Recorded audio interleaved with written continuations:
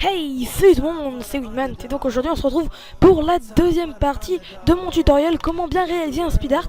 Et donc cette partie concernera comment bien réaliser un speed art tout simplement, mais pas dans les techniques de choisir sa musique ou de tout simplement choisir le bon logiciel et réussir un montage. Non, ça sera l'idée à voir et que faire dans son speed art. Donc déjà il faut savoir que je pourrais vous conseiller déjà deux logiciels principaux comme sur lequel faire un speed art. Donc vous avez Photofiltre ou d'autres logiciels de montage photo pas très cher ou gratuit, mais moins bien que Photoshop. Donc Photoshop serait le meilleur logiciel d'après moi pour faire un speed art. Ensuite vous pouvez toujours faire un speed art au cinéma 4D avec par exemple une image Minecraft que vous ferez à partir de zéro. Ou tout simplement un montage d'effets spéciaux sur Adobe After Effects, mais vraiment à bannir parce que ce n'est pas le meilleur logiciel sur lequel faire un speed art. Donc aujourd'hui nous allons nous pencher sur Photoshop et je vais vous donner en gros quelques idées et que utiliser pour faire son speed art. Donc déjà pour faire son speed art vous pouvez vous baser du côté jeux vidéo. Comme par exemple je vais vous montrer un speed art que j'ai fait sur, si vous ne l'avez pas vu je mettrai le lien dans la description, sur mon speed art sur Minecraft qui s'appelle Minecraft Grunge et qui en fait reprend qui prend le style de Minecraft, qui prend mon skin et je l'ai modifié sur Photoshop pour essayer de faire une sorte de wallpaper assez classe. Donc ensuite vous pouvez faire des speed art pour des youtubeurs, donc très bien, ou alors tout simplement pour remercier votre communauté pour un tel nombre d'abonnés. Ensuite je vous mettrai aussi dans la description dans le lien donc d'un pack de GFX que j'ai composé moi-même spécialement pour vous. Donc je le modifierai un peu, donc il y a deux versions, il y a le GFX Pack version 1 qui regroupe des textures, des trucs et tout. Et dans le GFX Packs 2, d'autres trucs comme par exemple des particules, de la fumée, des textures, des brushes pour Photoshop, des écritures, des trucs pour Cinema 4D, de wallpaper et les logos de Machinima, de plein de trucs et les YouTube Channel Templates, donc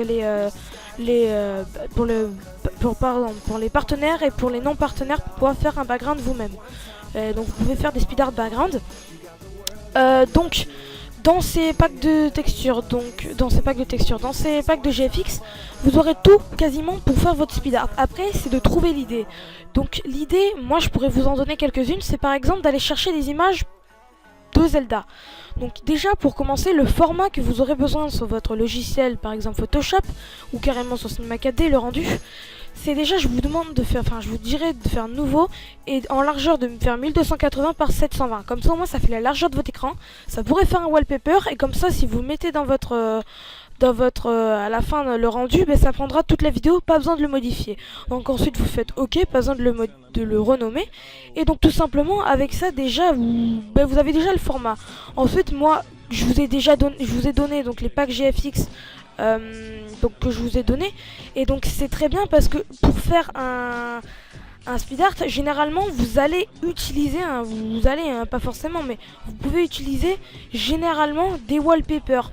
Donc vous serez servi dans le pack de GFX que je vais vous donner et déjà ça sera déjà une partie de l'écran qui sera prise par le wallpaper. Donc vous pouvez soit utiliser des wallpapers déjà pris, soit directement prendre des textures qui sont plus vierges et qui pourraient mieux s'adapter à votre speed art.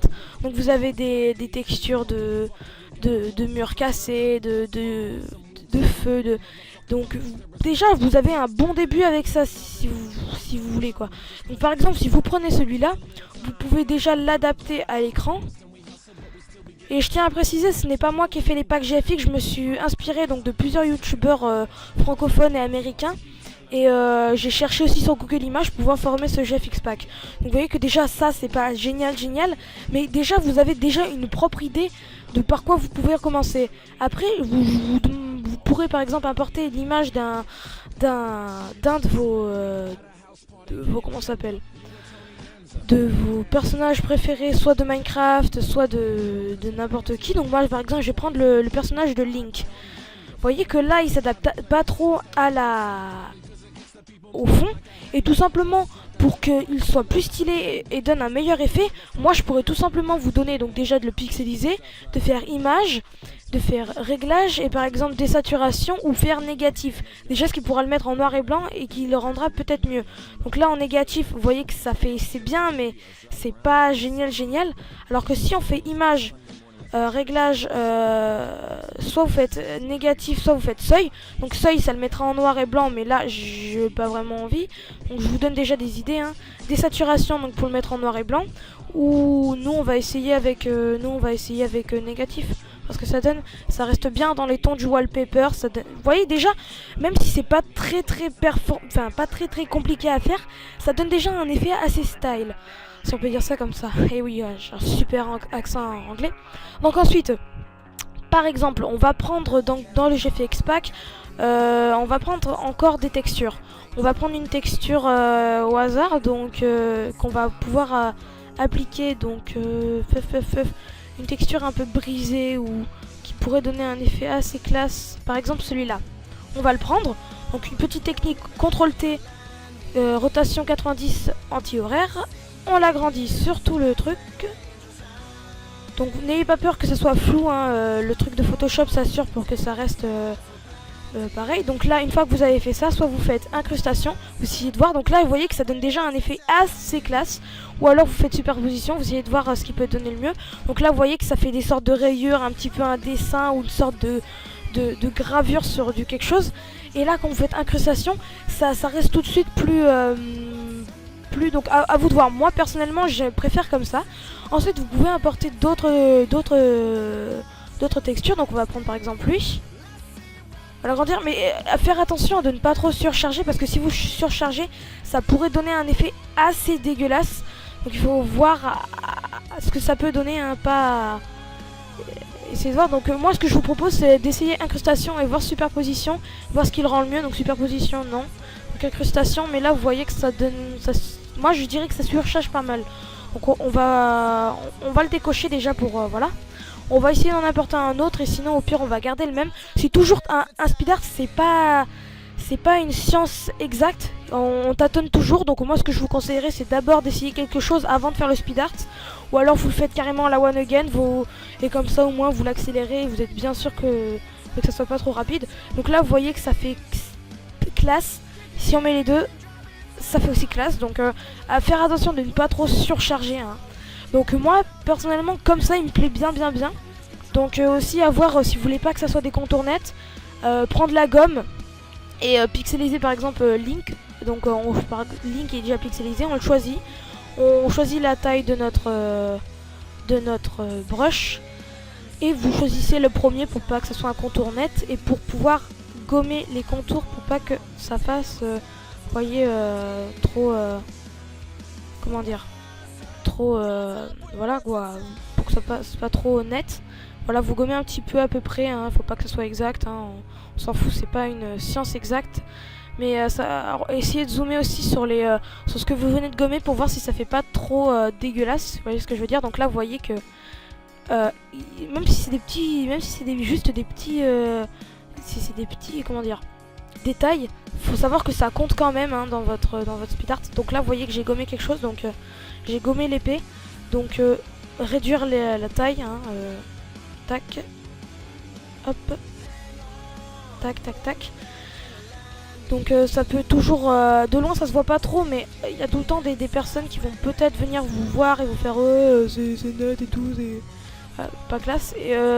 Et quand vous faites un speed art et que vous changez après hors caméra les modifications, mettez un texte pour prévenir les gens, par exemple de dire c'est normal que le rendu ne soit pas exact, que le rendu ne soit pas exact que le speed art car j'ai modifié hors caméra par exemple. Et toujours aussi à à mettre votre signature, si on peut dire ça comme ça, au-dessus du... Enfin, au-dessus du... Bah, pas au-dessus, mais je veux dire... à mettre votre signature pour qu'on voie bien que ce soit vous et que même si on, si on vous vole le speed art, on pourra pas vous dire à vous que vous l'avez piqué. Donc ensuite vous mettez juste un petit bail et ensuite vous mettez par exemple, moi j'aime bien mettre mon logo, c'est un truc que j'aime bien. Donc voilà, hop, soit vous le mettez en blanc, soit vous double-cliquez sur votre texte, hop, vous double-cliquez. Vous allez dans par exemple contour, vous le mettez en blanc, pas besoin de modifier, vous regardez ce que ça donne. Moi je trouve que ça fait un bon rendu. Vous faites ça et vous mettez votre logo, donc importer BIM, moi c'est Winmant Image. Hop, vous mettez votre truc. Donc soit vous décidez de le mettre derrière tout, soit de le mettre au-dessus. Bon moi je les mets derrière parce que ça donne un petit truc assez classe. Bim, on double-clique, on fait pareil que l'écriture, sinon ça le fera pas. Ok, on regarde ce que ça donne, et si vous aimez pas, vous pouvez toujours le mettre dessus. Mais moi personnellement je trouve que ça donne un bon effet. Et donc là vous avez avec la deuxième partie et la première partie, vous avez les bases d'un speed art et vous pourrez vous-même former un speed art et bien réussir dans le monde du speed art, si on peut dire ça comme ça. Et donc je vous souhaite bonne chance, et c'était Winmant, et donc on se dit ciao à la prochaine tout le monde et bye.